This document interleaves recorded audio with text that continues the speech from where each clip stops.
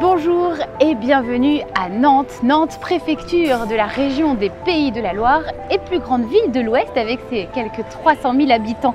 Élue ville la plus agréable d'Europe par le magazine américain Times, Nantes possède un riche patrimoine architectural et culturel.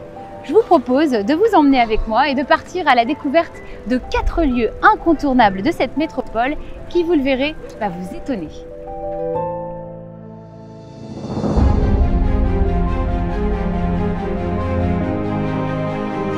Je vous emmènerai tout d'abord au château des Ducs de Bretagne, construit au XIIIe siècle. Nous nous rendrons ensuite dans l'imposante cathédrale Saint-Pierre, puis nous traverserons le somptueux passage Pommeraye, l'un des plus beaux passages couverts d'Europe. Enfin, nous partirons sur l'île de Nantes pour un voyage extraordinaire à dos d'éléphant.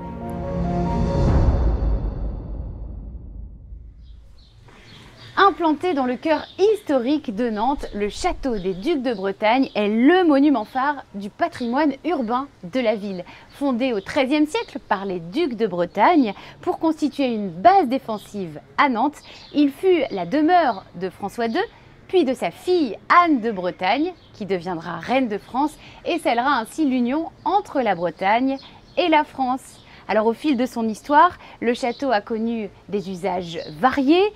Il est devenu forteresse royale en 1532 avant de servir de prison d'État et surtout de caserne et d'arsenal militaire. Vu de l'extérieur, le château se dresse telle une forteresse avec ses hautes tours et ses douves, mais vous allez le voir, il donne une toute autre image lorsque l'on se trouve à l'intérieur. Avec ses façades blanches en tuffeau de saumure, l'intérieur du château des Ducs de Bretagne offre un panorama à 360 degrés sur les différents logis.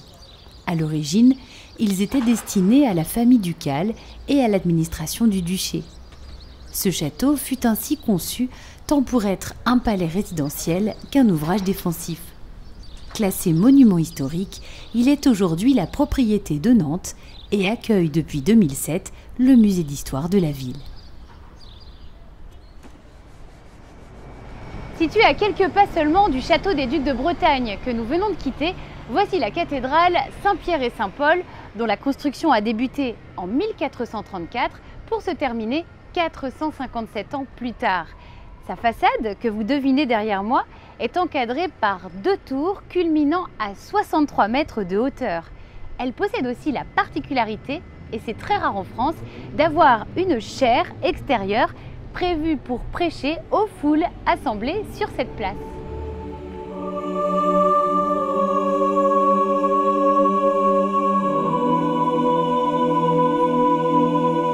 Après un incendie dévastateur en 1972, d'importants travaux de restauration ont rendu au bâtiment sa splendeur actuelle. Levez le regard pour admirer les impressionnantes voûtes qui se dressent à plus de 37 mètres au-dessus de votre tête. Saviez-vous qu'elles sont plus hautes que celles de Notre-Dame de Paris? Regardez maintenant sur votre droite. Vous devinerez le joyau de ce sanctuaire, le tombeau de François II, dernier duc de Bretagne.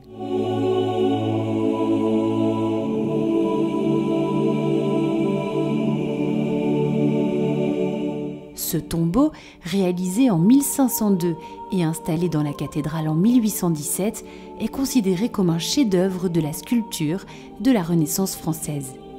Ici gisent François II de Bretagne et son épouse Marguerite de Foix, parents d'Anne de Bretagne.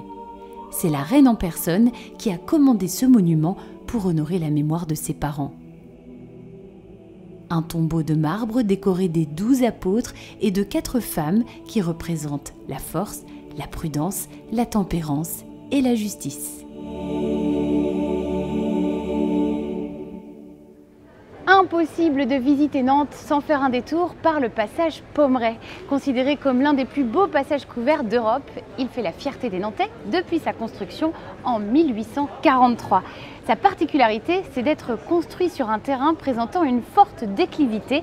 Il s'étend sur 3 niveaux distribués par un escalier central, mais plutôt que de longs discours, le mieux, c'est que je vous emmène le découvrir avec moi.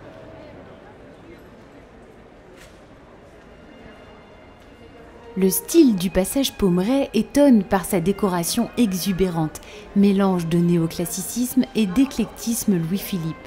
Cette époque aimait le style chargé et ne s'en est pas privée, donnant un aspect mystérieux au lieu. Impossible de recenser ici toute l'ornementation du passage, abondante à l'excès.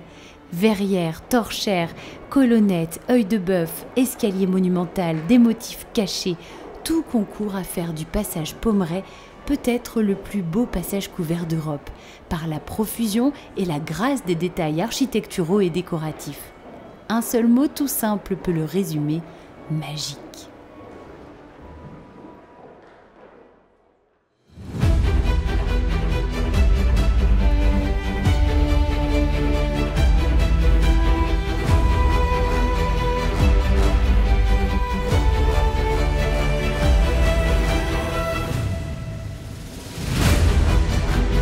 Nous voici sur le site des anciens chantiers navals de Nantes, devenu un projet touristique et un espace d'exposition que l'on appelle les Machines de l'Île. Un projet touristique et artistique totalement inédit à la croisée des mondes inventés de Jules Verne, de l'univers mécanique de Léonard de Vinci et bien sûr de l'histoire industrielle de Nantes. Et si je vous ai emmené dans ce lieu hors du commun, c'est que l'on y croise parfois un curieux animal fait de métal. Je crois d'ailleurs qu'il arrive.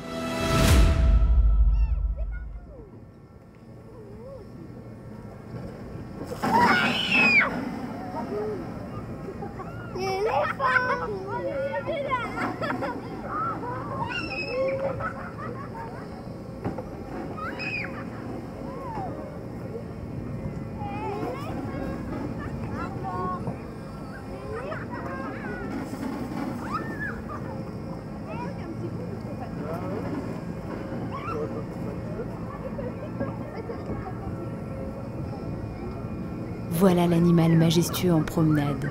C'est une véritable architecture en mouvement composée de 48 tonnes d'acier et de bois.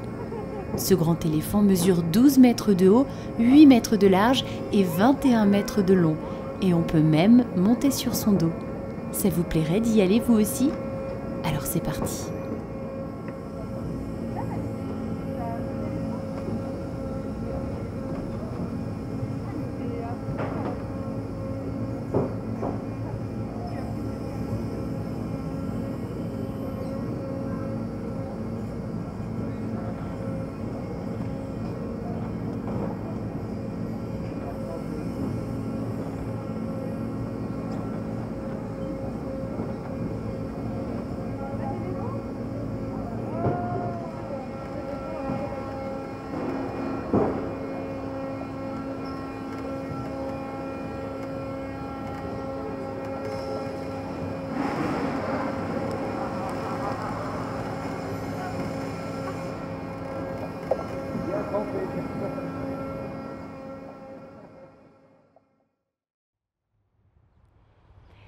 Ici s'achève notre voyage à Nantes. J'espère que l'expérience vous a plu et on se retrouve très prochainement pour une nouvelle destination. À bientôt!